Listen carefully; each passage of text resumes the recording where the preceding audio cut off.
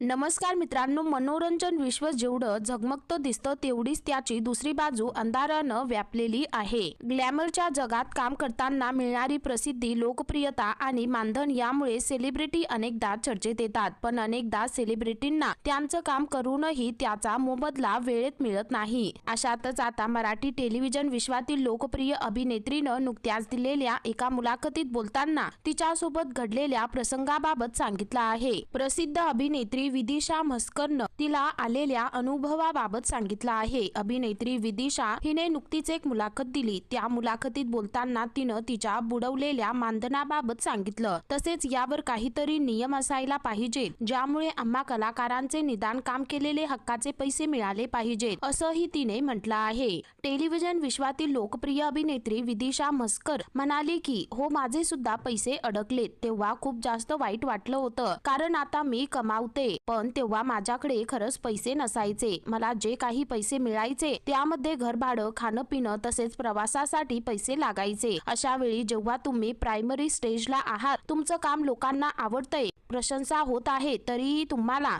तुमच्या 4-5 महिन्यांचे कामाचे पैसे मिळाले नाहीत, तेव्हा आपल्याला हक्काचे पैसे मिळवण्यासाठी झगडावं लागतं. हे खूप वाईट आहे. पण देवाच्या कृपेने मला पटापट काम मिळत गेलं. मग मी त्या गोष्टीचा विचार करणं सोडून दिलं. मी इव्हेंट्स करू लागले. त्याच्यामधून मला उत्पन्नाचं साधन निर्माण झालं. पण इंडस्ट्रीत असं होत राहतं. यावर काहीतरी नियम असायला पाहिजेत, ज्यामुळे आम्हा कलाकारांचे निदान काम केलेले हक्काचे पैसे मिळाले पाहिजेत, असं अभिनेत्री विदिशा म्हसकर म्हणाली. तर मित्रांनो, या संदर्भामध्ये तुमची काय प्रतिक्रिया आहे खाली कमेंट करून नक्की कळवा.